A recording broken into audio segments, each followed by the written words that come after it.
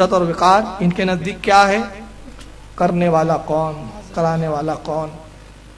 آئیے تبلیغی جماعت کے کبھی زندہ ہے، پاکستان میں تبلیغی جماعت کے اس وقت سربراہ ہے، وہ امیر ہے۔ تبلیغی جماعت کا بہت بڑا اجتماع ہوا پاکستان میں، اجتماع کے اختتام پر اس امیر صاحب نے بڑے رو رو کے دعا کی۔ پاکستان کے تبلیغی جماعت کے امیر کا نام ہے مولانا طارق جمیل صاحب۔ طارق جمیل صاحب تبلیغی جماعت کے جو ابھی اس وقت وہاں کے زندہ ہے، مرے نہیں ہیں، انہوں نے دعا کی۔ آئیے ذرا دعا سن لیجئے اور دیکھیے کہ دعا اللہ سے کیسے کر رہے ہو۔ یا اللہ ہم تجھے کیسے سنائیں کہ تو ہماری سن لے، ہم تجھے کیسے تیرے سامنے فریاد کریں کہ تو ہماری مان لے۔ اے بادشاہوں کے بادشاہ اب سن لے، ہم تھکے پڑے ہیں، ہم شکست خوردہ ہوئے پڑے ہیں۔ یا اللہ ہم تجھے کیسے سنائیں کہ تو ہماری سن لے، ہم تجھے کیسے تیرے سامنے فریاد کریں کہ تو ہماری مان لے۔ اے بادشاہوں کے بادشاہ اب سن لے، ہم تھکے پڑے ہیں۔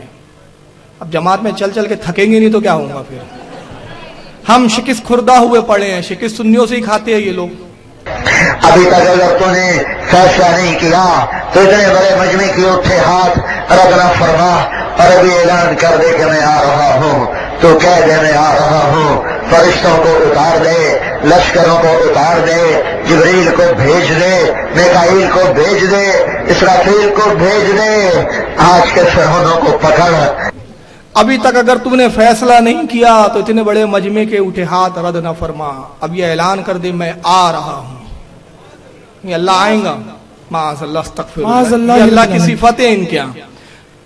تو کہہ دے میں آ رہا ہوں، کہہ دے تو اب کہاں سے کہہ دے؟ کان میں کہہ دے، کہاں کہہ دے بھائی؟ فرشتوں کو اتار دے، لشکروں کو اتار دے، جبریل کو بھیج دے، میکائیل کو بھیج دے، اسرافیل کو بھیج دے، آج کے فرعونوں کو پکڑ۔ یا اللہ مصر کا فرعون صرف 70,000 بچوں کا قاتل تھا، تو آجا بڑی دیر ہو گئی ہے، تو آجا بڑی دیر ہو گئی ہے، تجھے تیری عزتوں کا واسطہ، ہم تجھے بلانے آئے ہیں۔ بچہ مار کھا کے ابا کو بلانے جاتا ہے، ہم بھی پٹ کے تجھے بلانے آئے ہیں۔ آجا آجا نا، تو آ جانا میرے مولا، تو آ جانا میرے مولا، ہماری جگ ہنسائی بڑی ہو گئی، اب تو آنا یا اللہ۔ اب تو تیری خدائی پہ ہاتھ ڈال رہے ہیں، وہ کہہ رہے ہیں ہم خدا ہیں، تو آ کے انہیں دکھا دے۔ یا اللہ مصر کا فرعون صرف 70,000 بچوں کا قاتل تھا، تو آجا بڑی دیر ہو گئی ہے۔ اللہ کے لیے دیر بھی ہے، تو آجا بڑی دیر ہو گئی ہے، تو آجا بڑی دیر ہو گئی ہے، تجھے تیری عزتوں کا واسطہ ہم تجھے بلانے آئے ہیں۔ بچہ مار کھا کے اماں کو بلانے جاتا ہے، ہم بھی پٹ کے تجھے بلانے آئے ہیں۔ میں نے روڈ پہ کہا تھا سنیوں نہیں پیٹا ہے یہ، اور کہا تھا کہ احمد رضا نے تو ایسا پیٹا، یہ رضا کے نیزے کی مار ہے کہ عدو کے سینے میں غار ہے، کسے چارہ جوئی کا وار ہے، یہ وار وار کے پار۔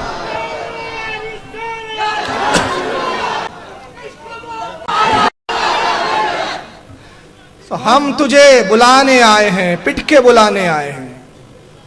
اور ابھی تو اب رضا ہی ایک تھے پیٹنے والے، اب ہزاروں رضا کے غلام پیٹنے والے آ گئے ہیں، اب بھاگنا نہیں سدھر رہا ہے ان کو۔ ہم تجھے پٹ کے بلانے آئے، آجا آجا نا، تو آ جانا میرے مولا، تو آ جانا میرے مولا۔ ہماری جگ ہسائی بڑی ہو گئی، ایسی کتابیں لکھیں گے تو جگ ہسائی نہیں ہوں گی تو کیا ہوں گی؟ ارے جب ایسی کتابیں لکھوں گے تو جگ ہسائی ہوں گی۔ اب تو آنا یا اللہ، اب تو تیری خدائی پہ ہاتھ ڈال رہے ہیں۔ وہ کہہ رہے ہیں ہم خدا ہے، تو آ کے انہیں دکھا دے۔ یا اللہ آیا آیا، ہماری ضد مان لے، تو ہمارے سامنے ہوتا، ہم تیرے پاؤں پکڑ لیتے، ہم تجھ سے چمٹ جاتے، ہم ضد کرتے، ہم روتے دھوتے، ہم لوٹ پوٹ ہوتے تیرے آگے پیچھے۔ یا اللہ ہم شور مچاتے، اب بھی ہم اپنے ایمان کے تصور میں تیرے ہی قدموں میں گرے پڑے ہیں، تیرا ہی دامن تھام رہے ہیں، ہمیں اپنی جھولی میں چھپا لے ماں، اور تو دروازے نہ کھولے تو تیرے یہ بندے اب کہاں جائیں، یہ دھتکارے ہوئے اب کہاں جائیں۔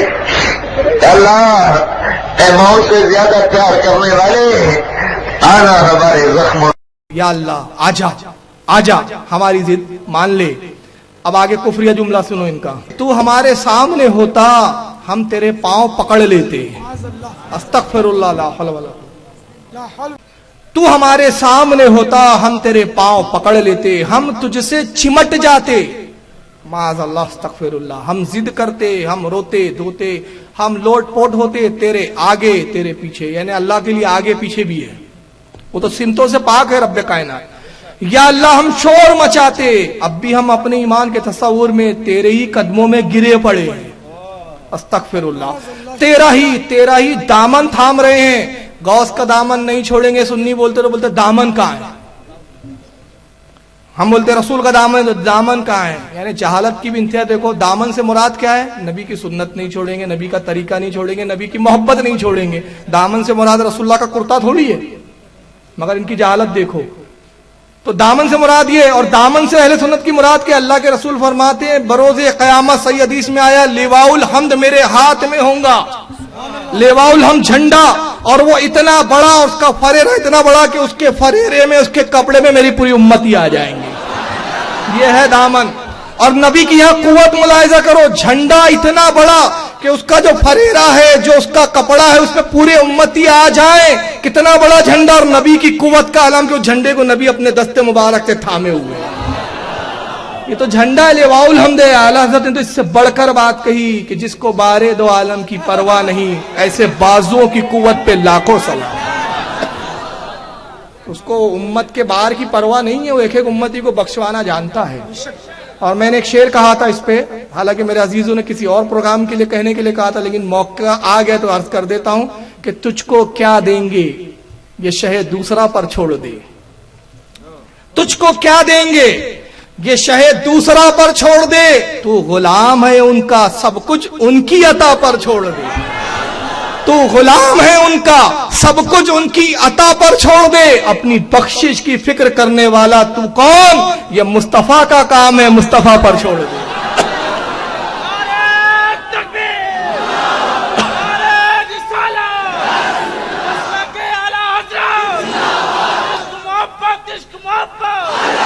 اپنی بخشش کی فکر کرنے والا تو ہے کون, مصطفیٰ کا کام ہے, مصطفیٰ پر چھوڑ دے. احمد رضا کا دامن چھوڑو گے تو اللہ کے پیر پکڑنے کے لیے بھاگوں گے اور کفر کرو گے معاذ اللہ.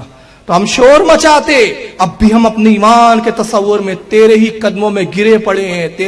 تیرا ہی دامن تھام رہے, ہمیں اپنی جھولی میں چھپا لے. اللہ کی جھولی ہے. یہ کفر کے بعد بھی اپنے آپ کو مسلمان بولتے ہیں, اور تو دروازے نہ کھولے تو تیرے یہ بندے اب کہاں جائیں گے, یہ دھتکارے ہوئے اب کہاں جائیں. یا اللہ اے ماؤں سے زیادہ پیار کرنے والے, آنا ہمارے زخموں پہ مرہم رکھ دے. یہ توحید ہے. تو یہ توحید کے علمبردار لوگ ہیں جن کے نزدیک اللہ کے ہاتھ, پیر, پاؤں, گود زمین پر آتا ہے, یہ آتا ہے. اور یہ سب کون ہے, تبلیغی جماعت کے بزرگ اور پیشوا ہے. اور اللہ تعالیٰ نے قرآن میں فرمایا, اللہ فرماتا ہے یوما ندو کل اناس بے امامہم, حشر کے دن کو یاد کرو ہم تمہیں تمہارے پیشوا کے ساتھ بلائیں گے. پیشوا جہنمی, ماننے والے بھی جہنمی. تو یہ سب تبلیغی جماعت کے پیشوا. اب آئیے, اللہ کی شان ان کے نزدیک آپ دیکھ چکی کہ کس حد تک ہے, اور رسول کے بارے میں ان کی توہین کے انداز کیا ہے. ایک میں کتاب دکھا رہا ہوں یہاں پر, یہ ہے براہین القاطعہ. یہ مولانا خلیل احمد امبیٹی صاحب نے لکھی, 4 سے 5 ایڈیشن ہے میرے پاس, صفحے آگے پیچھے ہو سکتے ہیں. یہ لیٹسٹ ایڈیشن کا میں جو حوالہ دے رہا ہوں جو ابھی حال ہی میں چھپ کے آیا ہے, اس کا صفحہ 221 ہے. اور پرانے ایڈیشنوں میں عبارت غالباً 115 پہ ہے, اور کچھ الگ الگ صفحے ہیں. البراہین القاطعہ با امر, یعنی حکم سے لکھی گئی. کس کے, حضرت بقیت السلف حجت الخلف راس الفقہ والمحدثین تاج العلماء علماء الکاملین حضرت مولانا رشید احمد صاحب گنگوہی, ان کے حکم سے خلیل احمد امبیٹی صاحب نے لکھی. اب اس میں اللہ رسول کی بہت ساری گستاخیاں کی گئی. لکھنے والے خلیل احمد امبیٹی جو بانی تبلیغی جماعت مولانا الیاس کاندہلوی کے استاد, جن کے حکم سے لکھی گئی, وہ مولانا الیاس کاندہلوی کے پیر و مرشد. میں ایک عبارت اس میں بتا رہا ہوں کہ نبی کی کتنی بدترین گستاخی کی گئی ہے. اس کا صفحہ نمبر 121 لکھتے ہیں کہ خود فقر عالم علیہ السلام فرماتے ہیں واللہ لا ادری ما یفعل بی ولا بکم, کہ اللہ کے رسول نے فرمایا میں نہیں جانتا کہ میرے ساتھ کیا ہوگا. یہ مطلب انہوں نے ایک حدیث لکھی. اب اس کے بعد آئیے جملہ الحدیث وہاں لکھا ہوا بھی. اب آگے لکھتے ہیں اور شیخ عبدالحق روایت کرتے ہیں. شیخ عبدالحق کون؟ شیخ عبدالحق محدث دہلوی رحمۃ اللہ تعالی علیہ، جن کو ہم بھی مانتے یہ بھی مانتے. سلسلہ حدیث چاہے دیوبندی ہو، چاہے غیر مقلدین ہو، چاہے بریلوی ہو، تینوں کا سلسلہ حدیث شاہ عبدالحق محدث دہلوی پر جا کر ختم ہو جاتا ہے. اور شاہ عبدالحق وہ شخصیت ہے، آج سے 550 سال پہلے کی شخصیت ہے، اکبر کے زمانے کی، مجدد الفسانی کے دور کے مجدد الفسانی شیخ احمد سرہندی اور شاہ عبدالحق کو دونوں کو اس صدی کا مجدد مانا گیا ہے. یہ بھی مجدد ہے. ہندوستان میں علم حدیث لانے والے سب سے پہلے شاہ عبدالحق محدث دہلوی. یہ اتنا بڑا مقام ہے ان کا، علم حدیث کو ہندوستان میں رائج کیا. ان کی طرف منسوب کر کے کہتے ہیں مولانا خلیل احمد کہ شیخ عبدالحق روایت کرتے ہیں کہ مجھ کو دیوار کے پیچھے کا بھی علم نہیں. یعنی رسول اللہ نے فرمایا کہ مجھ کو دیوار کے پیچھے کا بھی علم نہیں. اب اس عبارت کو پڑھنے کے بعد آپ کیا سمجھوں گے کہ بھائی شیخ عبدالحق محدث دہلوی جو ہے رحمۃ اللہ تعالی علیہ، انہوں نے اپنی کسی کتاب میں رسول اللہ کی حدیث لکھی، الحدیث بھی لکھا ہے کہ رسول اللہ نے فرمایا میں نہیں جانتا میرے بعد کیا ہوگا اور مجھ کو دیوار کے پیچھے کا علم ہی نہیں. اسی طرح یہ بیوقوف بنا کے لوگوں کو بتاتے ہیں کہ دیکھو حدیثوں میں یہ آیا، حدیثوں میں یہ آیا، اور پھر تم لوگ کیسے مانتے ہو کہ رسول اللہ کو علم غیب دیا گیا، رسول اللہ کو علم ہے. اس کا جواب میں دو دوں گا. پہلا جواب سن لے، دوسرا جواب تو میں ابھی آگے دیتا ہوں. پہلا جواب، شاہ عبدالحق محدث دہلوی نے کس کتاب میں عبارت لکھی؟ پوری دنیا وہابیت کو میں چیلنج کر رہا ہوں تو وہ کتاب لا کے دکھا دو. اگر اپنے باپ کی اصلی اولاد ہو، اپنے اسلاف کے صحیح ماننے والے ہو، دیکھیے کتنا چھوٹا سا مطالبہ ہے. میں یہ نہیں کہہ رہا کہ حدیث ضعیف ہے، موضوع ہے، یہ ثابت کرو، یہ حدیث، میں اس کی بحث میں جا ہی نہیں رہا ہوں کہ اس کا رجال کیا ہے، وہ سب ایک طرف. صرف چھوٹا سا مطالبہ. آپ کے بہت بڑے علامہ خلیل احمد امبیٹھی نے لکھا کہ شاہ عبدالحق محدث دہلوی روایت کرتے ہیں کہ رسول اللہ نے فرمایا مجھے دیوار کے پیچھے کا علم نہیں. اس دیوار کے پیچھے کیا ہے مجھے نہیں معلوم، دیوار کے پیچھے کیا ہو رہا ہے مجھے نہیں پتا، میں لا علم ہوں، میں مجبور ہوں.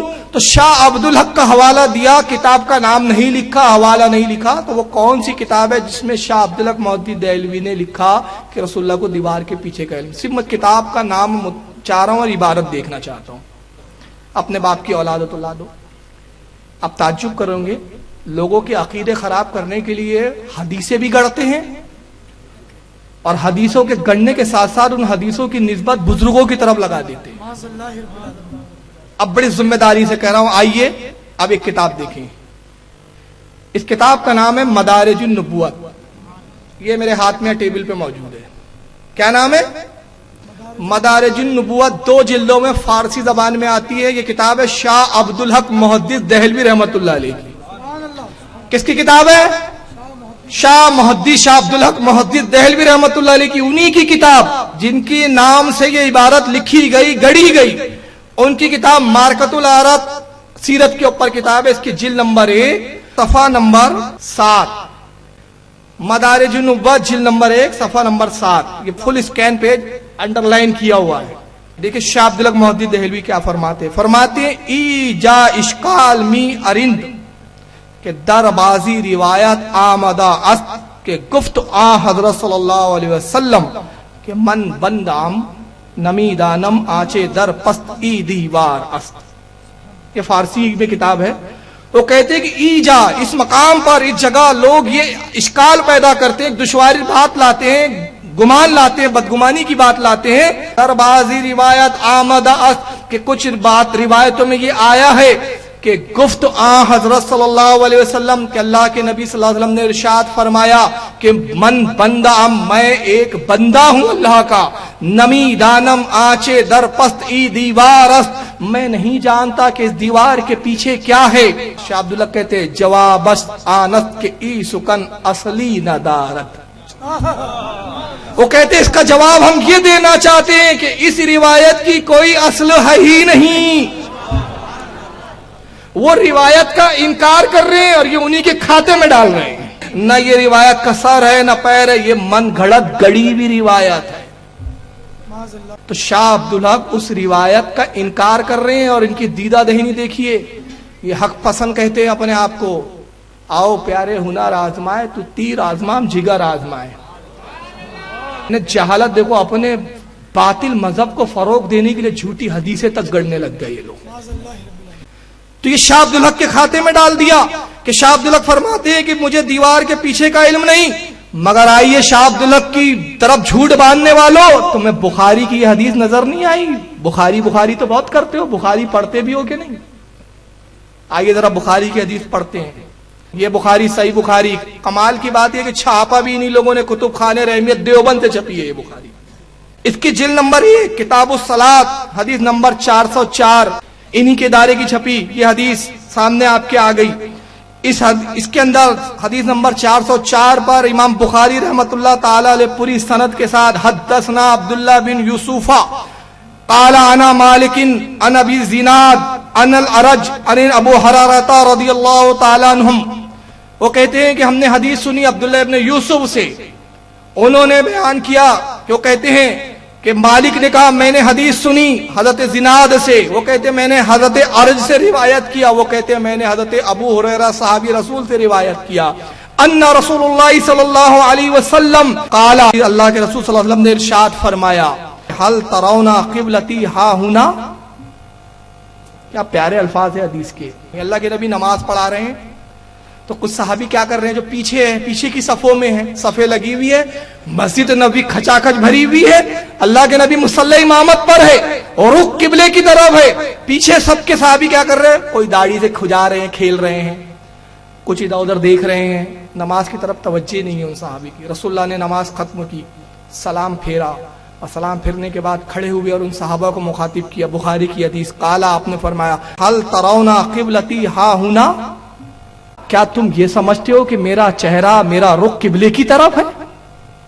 تم کیا یہ دیکھتے ہو کہ میرا رخ قبلے کی طرف ہے، میں قبلے کی طرف دیکھ رہا ہوں، تمہاری طرف متوجہ نہیں ہوں؟ فواللہ ما یخفى علی خشوعکم ولا رکوعکم، اللہ کی قسم میں تمہارے رکوع کو بھی دیکھتا ہوں، تمہارے سجدوں کو بھی دیکھتا ہوں.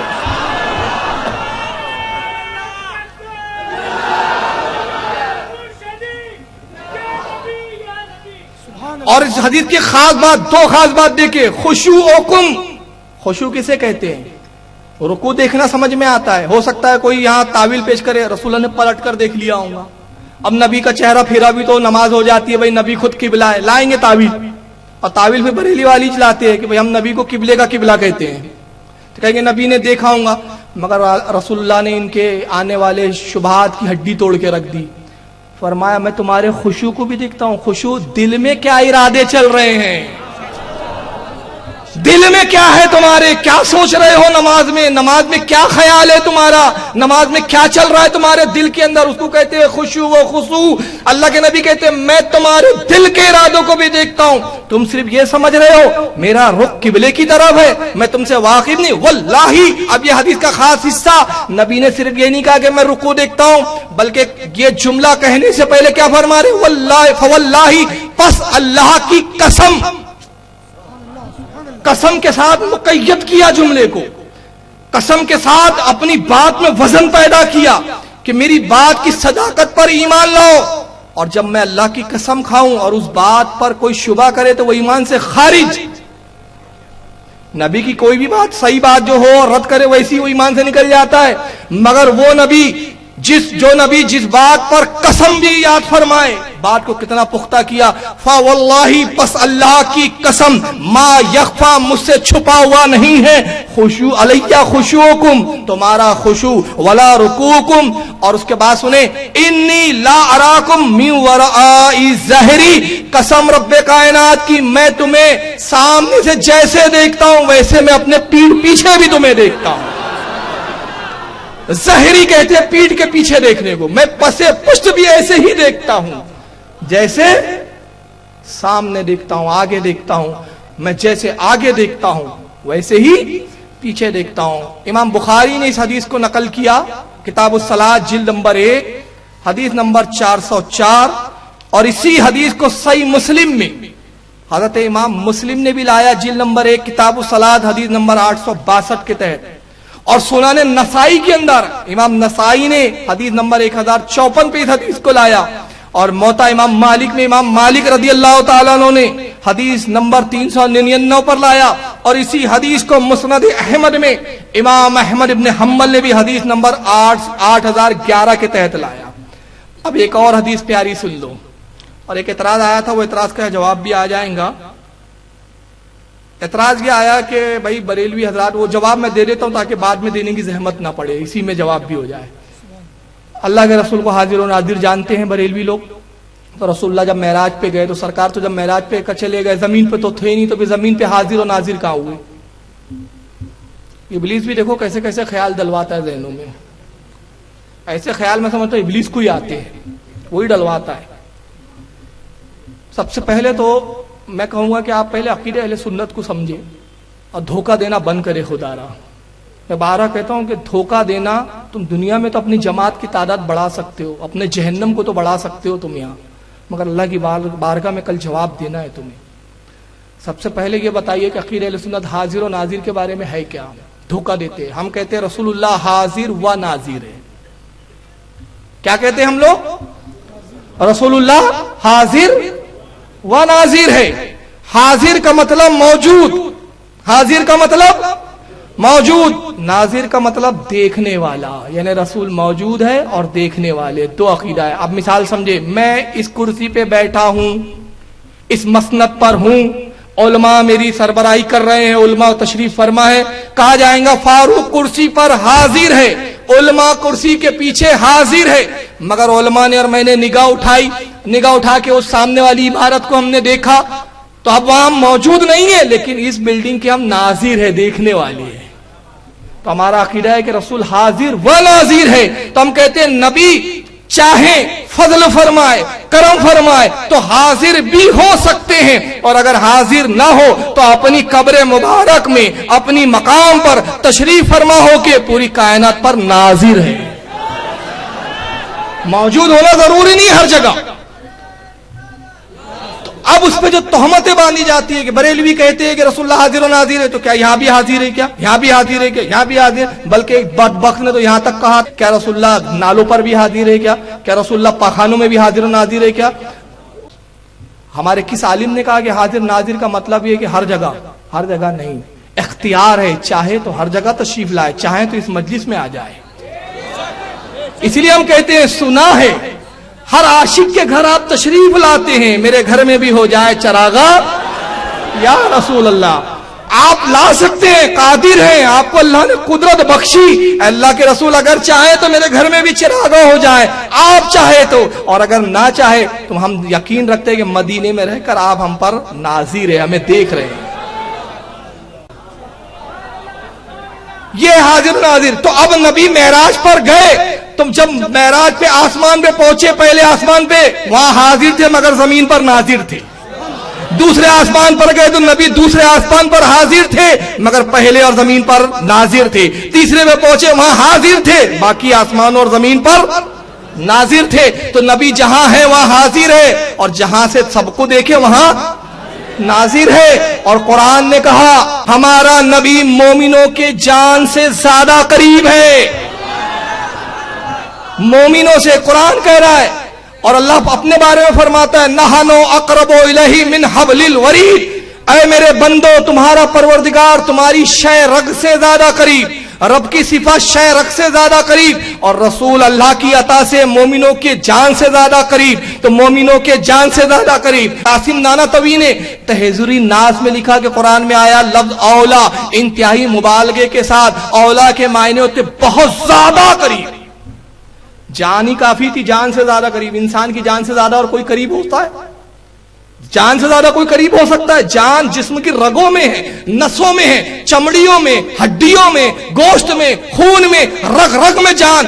انسان کے اپنے وجود میں جو جان ہے اس سے زیادہ کوئی قریب نہیں۔ قرآن کہہ رہا ہے اولا، اس سے بھی زیادہ قریب، اس سے بھی زیادہ قریب۔ تو قاسم نانوتوی کہتے کہ اولا جو آیا ہے انتہائی قریب کے لیے آیا، بڑا مبالغے کے ساتھ کہا کہ رسول ہر مومن سے جان سے زیادہ قریب، جان سے قریب نہیں کہا، جان سے قریب نہیں کہا، جان سے زیادہ قریب۔ جان سے زیادہ قریب. اور کس کے قریب؟ مومنوں سے. پہلے آسمان پر فرشتے مومن, دوسرے آسمان پر فرشتے مومن, تیسرے آسمان پر فرشتے مومن. پوری کائنات میں فرشتے پھیلے ہوئے ہیں, رسول کے ماننے والے پھیلے ہوئے. تو جہاں جہاں مومن وہاں رسول اس سے قریب, وہاں اس سے رسول قریب. چلیے اب قریب ہو تو حاضر, اور قریب نہ ہو تو ناظر. اب آئیے حدیث سنیں. عن ابن عباس رضی اللہ تعالیٰ عنہ, حوالے بعد میں دوں گا. حضرت عبداللہ ابن عباس سے روایت مروی ہے, ان النبی صلی اللہ علیہ وسلم, وہ کہتے ہیں اللہ کے نبی صلی اللہ علیہ وسلم سے میں نے یہ روایت کیا کہ نبی صلی اللہ علیہ وسلم نے ارشاد فرمایا, اتانی ربی فی احسن صورتی. معراج کی شب پروردگار میرے سامنے حسین صورت میں تشریف لایا.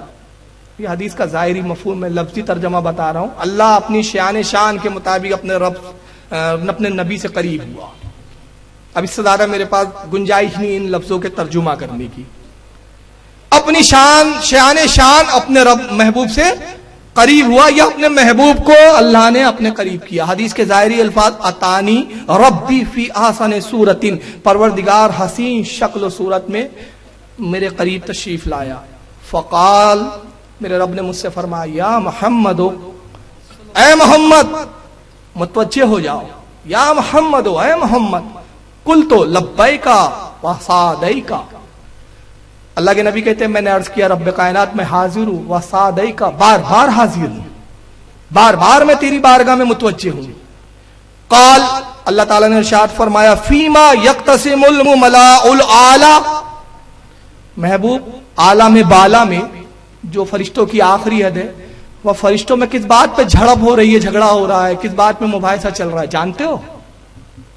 اللہ اپنے محبوب سے پوچھ رہا ہے, اے محبوب, عالم بالا میں فرشتوں میں جو گفتگو ہو رہی ہے, جو چھیڑ چھاڑ چل رہی ہے, وہ کیا گفتگو کر رہے ہیں فرشتے, جانتے ہو؟ قل, تو اللہ کے نبی کہتے ہیں میں نے عرض کیا, ربی لا ادری, اے میرے رب میں نہیں جانتا, اے رب مجھے نہیں معلوم.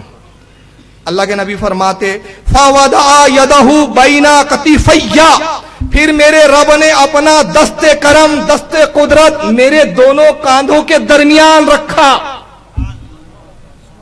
بہت محتاط ترجمہ کر رہا ہوں, میں کہوں گا یہ حدیث متشابہہ سمجھ لیں اس کو آپ, اب اس سے زیادہ گنجائش نہیں ہے.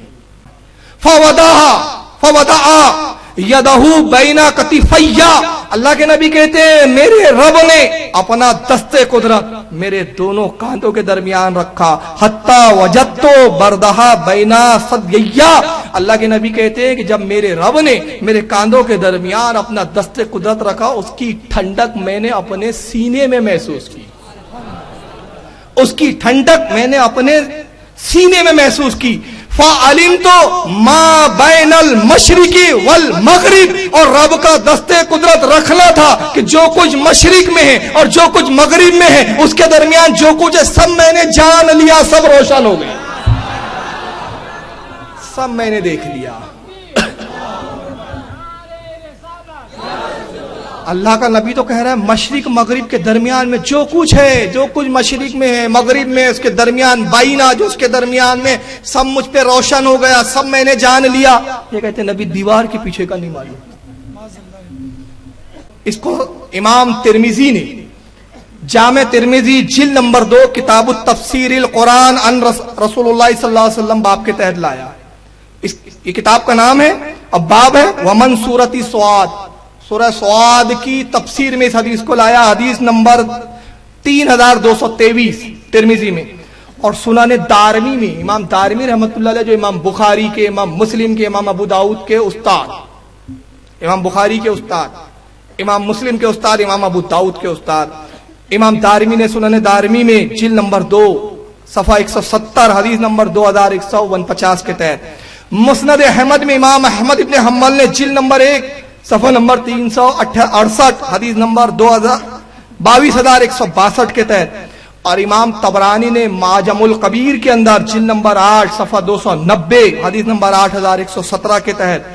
امام ابن ابی شیبہ نے, یہ بھی امام بخاری کے استاد ہے, امام مسلم کے استاد ہے, امام ابن ابی شیبہ نے المصنف کے اندر جلد نمبر 6 صفحہ 313 حدیث نمبر 3,31,706 کے تحت, اور امام ابو یعلا نے اپنی المسند میں جلد نمبر 4 صفحہ نمبر 475 حدیث نمبر 2608 اور الترغیب والترہیب امام منذری رضی اللہ تعالیٰ عنہ نے جلد نمبر 1 صفحہ 159 حدیث نمبر 591 امام ترمذی اس حدیث کو نقل کرنے کے بعد لکھتے ہیں ھذا حدیث حسن، یہ حدیث حسن ہے۔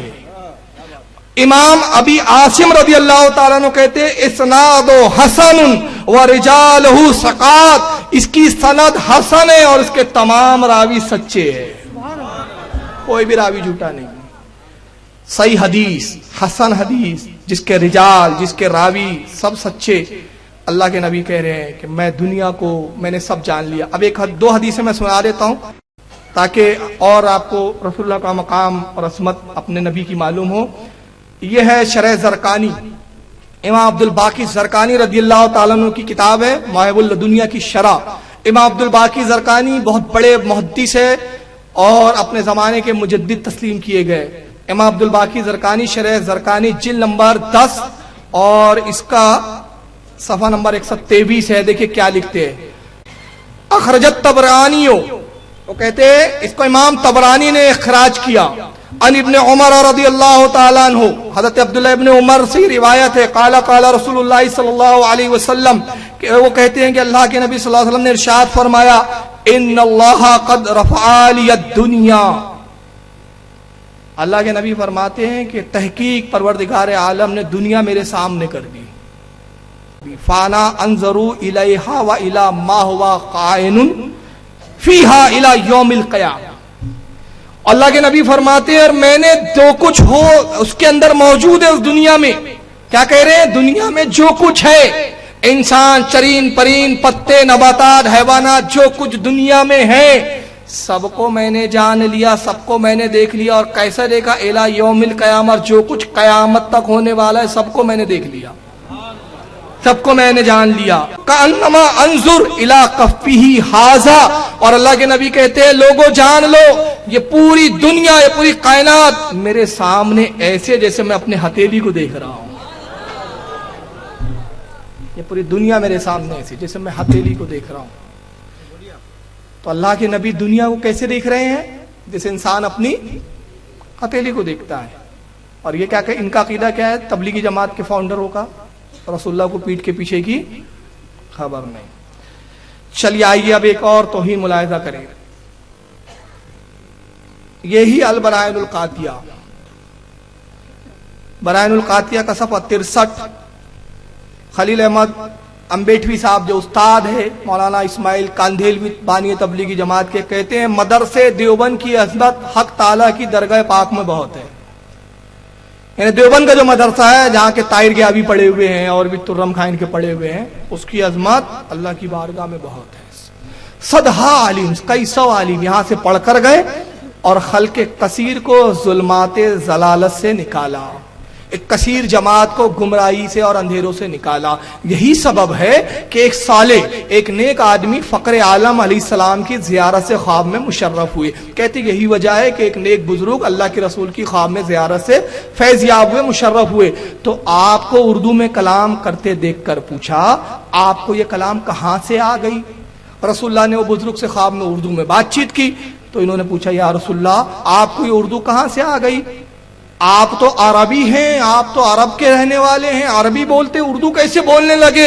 فرمایا رسول اللہ نے کہا جب سے علماء مدرسے دیوبند سے ہمارا معاملہ ہوا ہم کو یہ زبان آ گئی۔ معاذ اللہ، استغفر اللہ۔ پھر آگے لکھتے سبحان اللہ، اس سے رتبہ اس مدرسے کا معلوم ہوا، یعنی رسول اللہ اردو سیکھنے کہاں ہے؟ دیوبند۔ اردو کس نے سکھایا رسول کو؟ معاذ اللہ، استغفر اللہ، علماء دیوبند نے۔ جب سے علماء دیوبند سے ہمارا معاملہ ہوا تب سے ہم کو یہ زبان آ گئی۔ اللہ کی مار ایسی پڑی جس عبارت میں رسول کو اردو سکھانے کا دعویٰ کیا اسی عبارت میں ان کی اردو بگڑ گئی۔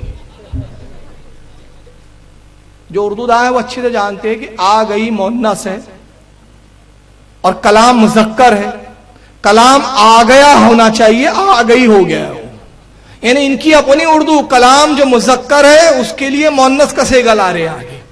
تو ان کی اپنی اردو کے ٹھکانے نہیں، اور یہ رسول اللہ کو اردو سکھا رہے ہیں. تو رسول اللہ کہتے جب سے علماء مدرسے دیوبند سے ہمارا معاملہ ہوا، جب سے ہم ان کے ساتھ آنے بیٹھنے اٹھنے لگے، ہم نے ان سے اردو زبان سیکھ لی معاذ اللہ. مگر عقیدے کا دوگلا پن دیکھے. ایک کتاب تقویۃ الایمان اٹھائیے، اس میں صفحہ 100 پر لکھا جاتا ہے کہ رسول اللہ تو مر کر مٹی میں مل گئے. تو وہاں نبی مر کر مٹی میں مل جاتے ہیں جب نبی کی عظمت کی بات آتی ہے. جب سنی یا رسول اللہ کہہ کر پکارتے ہیں، جب سنی رسول اللہ سے امداد طلب کرتے ہیں تو کہتے ہیں ارے رسول سے مانگو مت، رسول کو آواز مت دو، رسول تو مر کر مٹی میں مل گئے. مگر جب علماء دیوبند کا مقام بتانا ہو، جب مدرسے دیوبند کا مقام بتانا ہو، تو نبی زندہ بھی ہو جاتے ہیں، دیوبند آ کے اردو بھی سیکھنے لگ جاتے ہیں معاذ اللہ. آگے انشاءاللہ. اب میں عرض کرنا یہ چاہتا ہوں 2-3 بات، پھر آگے میں بات اسپیڈ سے بڑھاؤں گا. اور رسول اللہ صلی اللہ علیہ وسلم کی اردو تو جانے دیجئے، نبی پاک صلی اللہ علیہ وسلم کا تو عالم یہ ہے. ایک مرتبہ آپ نے چند صحابہ کو جمع کیا، ارشاد فرمایا میرے فلاں صحابی تم فلاں ملک کی طرف جاؤ، تبلیغ کرو، دین اسلام پھیلاؤ. اے فلاں صحابی تم فلاں دین ملک کی طرف جاؤ، اے فلاں صحابی تم فلاں ملک کی طرف جاؤ. صحابہ کرام عرض کرتے یا رسول اللہ جن ملکوں کی طرف آپ ہمیں بھیج رہے ہیں وہاں کی زبانیں مختلف ہیں، ہماری زبانیں الگ ہیں، ہم اپنی زبان ان کو سمجھا نہیں سکتے، وہ ہماری زبان سمجھ نہیں سکتے. اللہ کے نبی ہم کیسے وہاں جا کے تبلیغ کریں؟ اللہ کے نبی نے ارشاد فرمایا کہ ٹھیک ہے کل تم نماز فجر میرے پیچھے پڑھو اور اس حال میں مسجد نبوی میں آنا کہ تم سفر کے لیے تیار ہو. صحابہ کرام گئے، انہوں نے اسباب مہیا کیے، اونٹ اور گھوڑوں کو باہر کیا، اس کے بعد اثاثہ لیا، مسجد نبوی میں آئے، گھوڑوں کو باہر باندھ دیا، نماز فجر رسول کی ابتدا میں ادا کی، سرکار باہر تشریف لائے، صحابہ کو جمع کیا اور اس کے بعد ارشاد فرمایا اے میرے فلاں صحابی بتاؤ کہاں میں نے تمہیں بھیجنے کی بات کی تھی؟ عرض کرتے یا رسول اللہ مجھے یمن جانے کا حکم ہوا ہے. تمہیں کہا؟ یا رسول اللہ روم جانے کا حکم ہوا ہے، مجھے مصر جانے کا حکم ہوا ہے، مجھے فلاں ملک کی طرف جانے کا حکم ہوا ہے. راوی حدیث کہتے ہیں کہ اللہ کے نبی نے اپنا لعاب نکالا اور ہر صحابی کے منہ میں ڈالتے تھے، جس کے منہ میں لعاب جاتا اس کو اس ملک کی زبان آ جاتی تھی. نعرہ رسالت، نعرہ رسالت، علماء اہل سنت. تو ہمارا نبی وہ ہے. اب تھوڑے نعرے کم کریں، وقت کم ہے میرے پاس، باتیں زیادہ ہے. ہمارا نبی وہ جو لعاب دے دے تو زبان عطا کر دے، جس کا سکھانے والا پروردگار الرحمن علم القرآن خلق الانسان علمہ البیان. مگر اردو سکھانے کے لیے دیوبند بلا رہے ہیں نبی کو، بدبخت. اس کے بعد بھی ان کی توحید بچی ہے، رسالت کا ان کا جو ہے احترام بچا ہوا ہے. اور آگے آئیے رسول اللہ جاتے ہیں، صحابہ کرام موجود ہے. ایک اونٹ دیوانہ ہو گیا ہے، اونٹ جس کو دیکھتا ہے کاٹنے کو دوڑتا ہے، کھانے کو دوڑتا ہے. صحابہ عرض کرتے یا رسول اللہ یہ اونٹ دیوانہ ہو گیا، اللہ کے نبی اس کے قریب مت جائیے. اللہ کے نبی ارشاد فرماتے مسکراتے ہوئے میرے صحابیوں مجھے جانے دو، دنیا کی ہر چیز جانور ہو یا چرند ہو یا پرند ہو، حیوانات ہو یا نباتات ہو، ہر کوئی جانتا ہے کہ میں اللہ کا نبی ہوں، سوائے شریر انسانوں کے اور شریر جناتوں کے، یہ مجھے نقصان نہیں پہنچائیں گا. راوی حدیث کہتے اللہ کے نبی گئے، اونٹ کے قریب پہنچے، اپنا دست مبارک اپنا ہاتھ مبارک اس کی پیشانی پہ سہلانے لگے. اونٹ فرما برداروں کی طرح جھکا اور آپ کے قدم نازمین کو چاٹنے لگا. پھر اونٹ نے اپنے قریب آپ کے کان کے قریب اپنے منہ کو لایا، کچھ آوازیں نکالی، کچھ اپنی آوازیں میں اس نے کہا. اللہ کے رسول نے فرمایا اس اونٹ کا مالک کون ہے؟ ایک صحابی آگے بڑھتے یا رسول اللہ میں ہوں اس اونٹ کا مالک. فرمایا یہ تمہاری شکایت کر رہا ہے، یہ اونٹ تمہاری شکایت کر رہا ہے. یہ کہہ رہا ہے یا رسول اللہ میں دیوانہ نہیں ہوں، میں پاگل نہیں ہوں، میں مجنون نہیں ہوں، میں کاٹتا نہیں ہوں کسی کو بلا وجہ. معاملہ یہ ہے کہ جب میں جوان تھا انہوں نے مجھ پر بوجھ لا دے، مجھے سفروں میں لے جاتے، مجھ پر بوجھ دھوتے. اب میں بوڑھا ہو گیا ہوں تو یہ گھر میں کاٹنے کی فکر میں ہے، کہہ رہے تھے کہ کاٹ کے کھا جاؤ، تو میں نے اپنی جان بچانے کے لیے پاگل پن کا سونگ رچا رکھا ہے. اللہ کے نبی نے فرمایا یہ اونٹ سچ کہہ رہا ہے؟ وہ صحابی کہتے ہیں یا رسول اللہ اس نے سچ کہا. کل میرا بیٹا کہہ رہا تھا، کچھ دنوں پہلے میرا بیٹا کہہ رہا تھا کہ ابا جان اب یہ اونٹ بوڑھا ہو گیا ہے، بوجھ نہیں اٹھا سکتا، کاٹ پیٹ کے کھا پی کے صاف کرو. اسی دن سے اس نے پاگل پن کا سونگ رچا لیا. تب سے ہم نے اس کو چھوڑ دیا کہ جو جاتا ہے تو یہ کاٹ کھاتا ہے. تو اللہ کے نبی نے فرمایا کہ یہ زندہ رہنا چاہتا ہے، یہ زندگی کو پسند کرتا ہے. اے میرے صحابی کہے تو میں تجھے اس کی قیمت دے دوں. وہ کہتے یا رسول اللہ ویسے بھی ہمارے کام کا نہیں ہے، ہم آپ کو تحفتاً نذر کرتے ہیں. سرکار کو انہوں نے ہبا کر دیا. اللہ کے نبی نے اس کی لگام پکڑی، فرمایا اے اونٹ جا تو آزاد ہے, جنگل میں جا, کوئی جانور تجھے نقصان نہیں پہنچائیں گا, جو چاہے چر, جو کھانا ہے کھا, تو آزاد ہے. راوی حدیث صحابہ کرام کہتے ہیں کہ رسول اللہ کے کان کے قریب پھر اونٹ نے آواز نکالی, پھر منہ کو لایا, کچھ جملے کہے, اونٹ کی آنکھوں میں آنسو ٹپکنے لگے اور رسول اللہ کی آنکھوں میں بھی آنسو تھے, رسول بھی رونے لگے. صحابہ کرام عرض کرتے یا رسول اللہ اس نے ایسا کیا کہہ دیا جس کے سبب آپ رو رہے ہیں, یہ بھی رو رہا ہے. اللہ کے نبی فرماتے جانتے ہو یہ کیا کہہ رہا ہے؟ یہ کہہ رہا ہے یا رسول اللہ آج آپ نے مجھے آزاد کیا ہے, میں اللہ کی بارگاہ میں دعا کرتا ہوں قیامت کے دن اللہ آپ کی امت کو گناہوں سے آزاد کر دے, جہنم سے آزاد کر دے.